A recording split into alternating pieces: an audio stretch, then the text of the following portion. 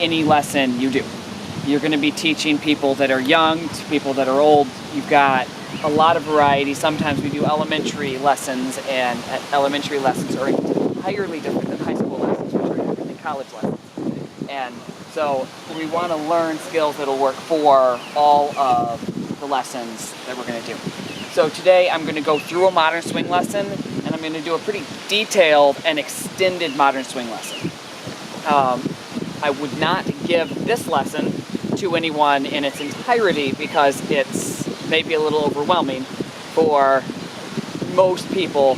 I usually extend lessons a whole lot more for adults. You kind of have to gauge your attention span. And that's my first thing with these lessons is when you have a crowd, you want to make sure that you're watching them. You adjust to your crowd, you try and engage your crowd, you try and make eye contact with your crowd and be working with them and trying to change things up quick enough that you have the attention that you need. Does that make sense? And so with your age, usually attention kind of goes along with your age, starting with, a short attention span, young age, on older. So with a young crowd, we would do, if we're doing elementary school, we would do 2 steps, we do half of the basic step, and then play a song and do a line dance or something, and then come back, and then more jump around dancing, and then come back, right? So then for college, you're going to work through all of your steps and, continue branching out before you let them do open dancing. You teach them everything. So we find ourselves in the middle ground most of the time.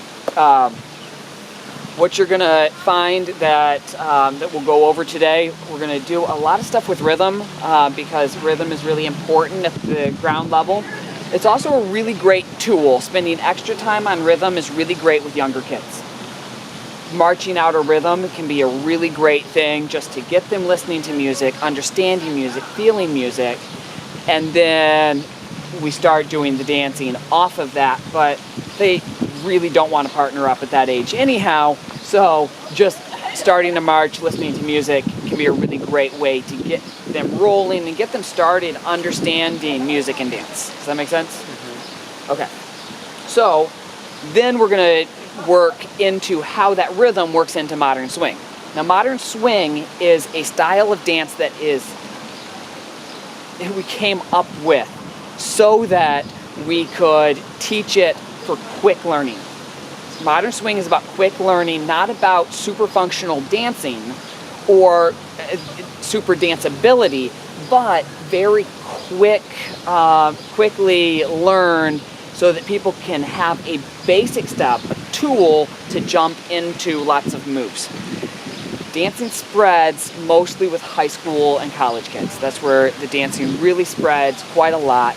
And at that age, it's all about moves. And so we try and give them something, a base to go off and do moves off of. And in my lessons, I also say, here is where it gets exciting. I give that I know what they want, and I tell them, this is it. This is what you want, because I've seen it again and again. Obviously, people want to do big moves. That's what people get excited about. So I kind of leave them with that. Here's the big thing. Now we have the tools to get here. So that's also part of my lesson that you'll see. And then we work through moves. We're going to work through a variety of moves, work through them with different hands, work through where your feet go so that they know that movement. And then we gauge that and move on to the next move and keep on building based on how much time you have and how they're learning. In some places, you're going to have no ability to play music, and you're going to continue going through your lesson, and then after the end of your lesson, you let them dance with what you've taught them. And sometimes you're going to have the ability to play music after every step, which can be really nice. So today we are going to have some music, so I need to make sure we have that ready. But I guess we're ready to get started with the modern swing lesson. Questions? Good. Okay, so to get started with a modern swing lesson, and again, this is the extended version. we're going to start with music. So I'm going to grab some music. And we're going to need a speaker because it is windy here. Let's move to the flat surface for this and see how it goes. Hey.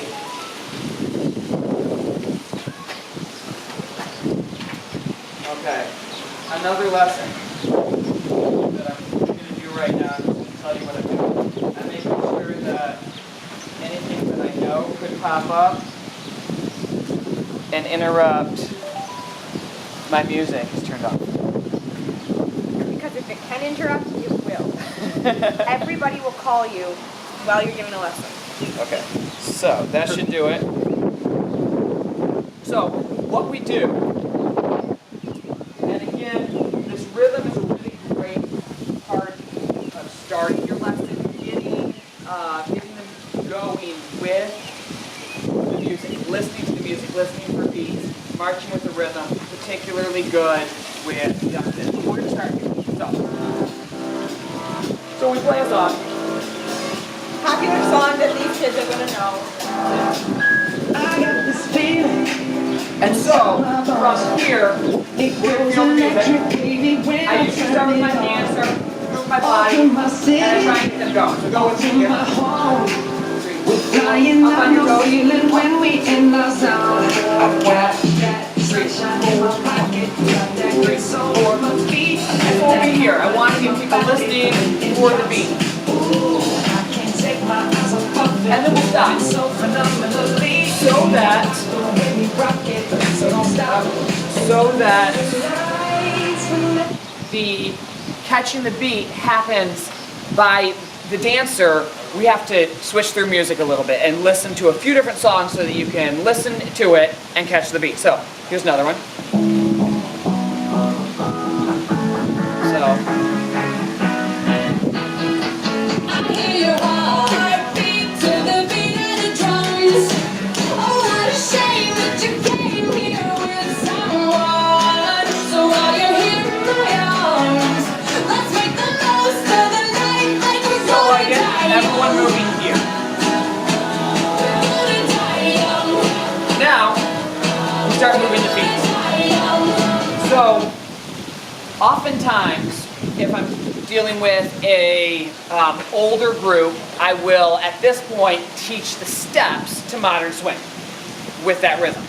But, because this is our extended lesson, I'm going to show you what I do with some of the elementary kids and work through just marching. So right at this point, we've got just a little bit of the beat, and now we're going to start switching feet every single time, and this is a march. Modern swing is a left, right, left, right, left, right, left, right, left, right step. It's not left, left, left, right, right, right.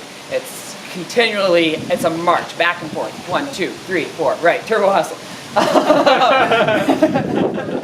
Roll. So we are going to, we're going to take this music, we're going to dance to it, starting with a march. So here, let's give it a march. Let's make the most of the night like we're gonna die young.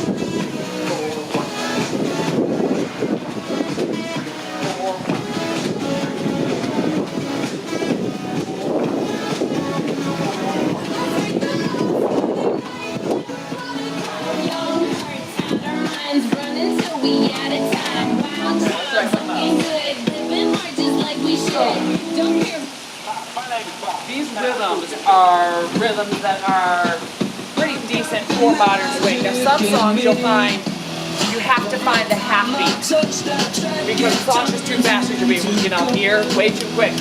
And sometimes you'll find you have to double the beat. It's a little slow. So I'm going to be here. 1, 2, 3, 4. So ready to go. 1, 2, 3, 4, 1, 2, 3, 4, 1, 2, 3, 4, 1. In general, I'll go a little faster, but this is one of the situations where you're going to adjust to the crowd, right? So if you start here, if you're marching here and they're like, I have no idea where we are. so they asking it. Even David Blaine had to go and take some classes in. I see mine free, like what's up, man? What's happening? So come on, Because you can dance a modern see swing. the show tonight. Most people don't. You can't need to. You know I'm no Pinocchio, I never told a lie. So call me Mr. And Magic you Man. can spend a lot of time on this if you need to with younger kids. So, after that, we start teaching the modern swing step. So the modern swing step is done the same way by everybody. Now, if you've done any other styles of dance that you guys have, especially you've got quite a lot of different dance here, you'll find that sometimes the lead and follow, oftentimes, for most dances, lead and follow do different moves, different steps. Both to the right, both to the left, so they would be going this direction, that direction. Here, this is rotational, and we allow ourselves to be doing the exact same step, and that makes it so that partners can interchange. This means if you have a whole lot of girls, which is usually the scenario if there's a mismatched number of guys and girls, they can learn to lead as well, so that you can have everyone dancing. You don't have half of your people sitting on the side not really participating. So that's one of the great things about modern swing. So everyone does the same steps, and this is how I start teaching it. There's 4 steps. There's 4 steps to modern swing. And we're going to start off with 2 pretty easy ones. We're going to take our right foot and step it back behind our left foot. Lift that left foot up and step it back down. That's 2, right? I remind them of the number. We've got 2 steps. I told you we have 4. We're at 2. So 1, 2. You got it? 1, 2. Now these aren't very big steps. These aren't very big steps. Yeah, this is for the lesson purposes. This is how I teach this. So it's not a really big step. A really big step is going to leave you all stretched out in this dance.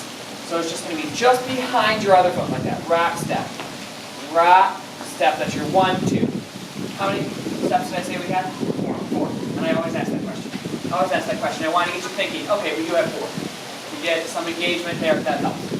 1, 2. Now our next step is we're going to take this left foot and we're going to cross. Now it's not going to be real tight in here. It's not going to be way out here. It's going to be just in front of our toe here. So that's going to be 1, 2, 3. Try that again. 1, 2, 3. Good.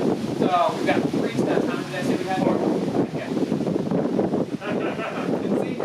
Already engaging. So we want to make sure we engage that, right? So 1, 2, 3, and then our next step. This is the tricky one, and I say this is the tricky one. I say that because this is the one where people are like, if they're going to mess up a step, this is it. And you want to say it's tricky to give them that, like, well, it is a tricky step. if they don't get it, it's okay. And we're going to keep working through it. So here we go. 3, and then 4. We're going to take this left foot and turn around, pivot around on that right foot. So let's face back towards the center. And try it again. So we're going to do all 4 steps. We're going to go rock, step, cross, and turn. Good. So you should be facing the opposite direction at the end of this, right? You've made a 180-degree turn, and that's your step. Good. So if we do 2 in a row, we should be facing back the same way we started, right? I ask for a little bit of feedback as much as I can. I try and get feedback going. We're going to rock, step, cross, and turn. Now rock, step, cross, and turn. And we're facing back into the center. That's good. We're doing good, guys. I try and give good feedback.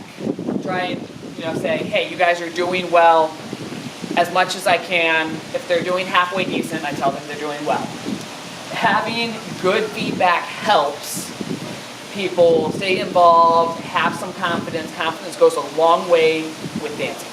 And so for me, when I'm assisting him, he's in the middle of his lesson, I will watch and kind of see how people are picking it up so that I can let him know, okay, we can speed this up or we need to slow this down. Because, while he's doing it, he's not necessarily watching what's going on around. So if you're assisting someone, you can be really helpful in kind of gauging, is everybody's eyes glazing over and they're not quite catching it?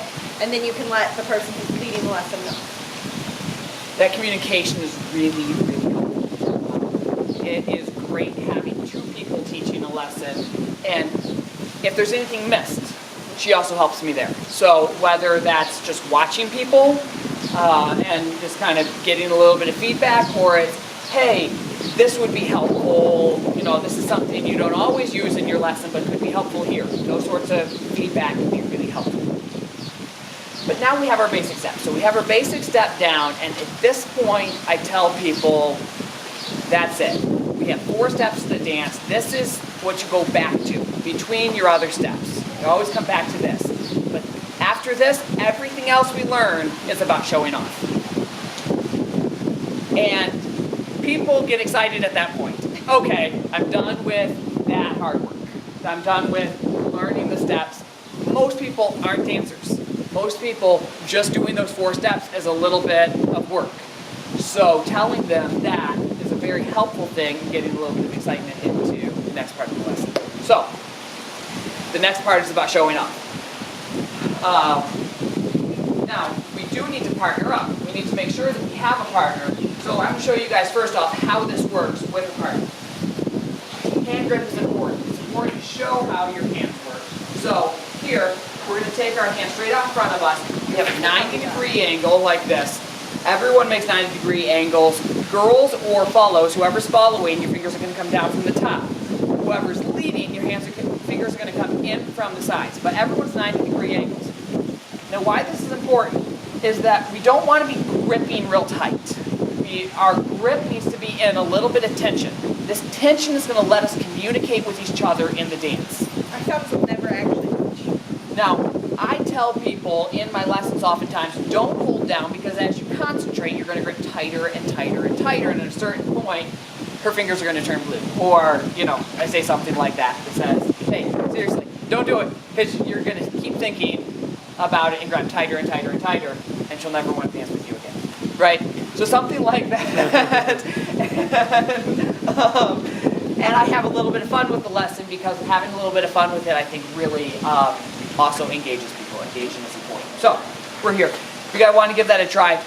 And it's important also, especially in dance environments where people will need to be asking other people to dance during the night, we need to teach them how to ask someone to dance. And at the dance project, there's the classic, may I have this dance, right? The five words, may I have this dance.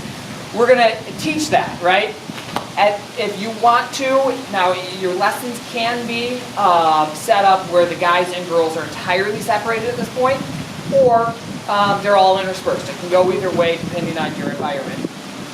But for people to pair up, this can be a really tricky spot. This can be a tricky spot in your lesson. So if I know I'm going to have a difficult time getting people to pair up, I've taught the hands, right? We're about to move into pairing people up. I try and give a very short amount of time for them to make a decision. Because people make more risky decisions in a short amount of time. So I say, okay, here's how this works. Guys, we're going to ask the girls to dance. It's as simple as going and offering and saying, may I have this dance? You got that? May I have this dance? It's just that simple. We're going to do it in 3, 2, 1. And it works. That can be a the best way to get them to do it. very helpful to get them going. Occasionally, especially middle school level, a little younger, all the boys run out of the room. That has happened on multiple occasions. And you know, with dance lessons, you have to adjust. You have to adjust to what's going on. You say, okay, well, you guys still want to do this, right? Let's go for it. You know, you just try, you push through, because we're here to teach dance lessons. We're going to teach. And the guys that leave the room, oftentimes are watching, and they kind of want to learn, but they're a little scared of it, and they end up coming back eventually, usually. So, at this point, we get them to dance and figure out tricks. Try something. If it works well, use it again. If it doesn't work, try something else. Your dance lesson will develop with you. It's something that you'll get a little bit of style in it, but these are kind of some of the tricks I use. So, we get them to partner up. And we go for the basic step now with the partner. So let's try this with the partner. We're going to go rock, step, cross, and turn, rock, step, cross, and turn. 1, 2, 3, 4, 1, 2, 3, 4. Notice I count the music 1, 2, 3, 4, and I say where the feet are going. Different people think differently about music and dance. Some people are number people. Some people are position people. Some people, if I have a really hard time with all of this, I'll say just go out, around, in, and around, out, in and around, out. And just get the motion. Because sometimes the footwork is just really difficult for people. So if the footwork gets stumpy for people entirely, get the motion. The feet usually end up following. But I like starting with rhythm because usually it helps make that happen easier. Does that make sense? If I start with rhythm, their feet are already going, and we get through this basic step a little easier. So now we have the basic step. With a big group, it's really great to get people to go in a big circle. And have you guys been part of a lesson where we have a rotating circle, guys on the outside or guys on the inside, girls on the outside, however we have that happen, and we have people rotate to dance with another partner. At this point, I would often have that happen. How about you guys rotate here? That means, Sarah, you rotate. So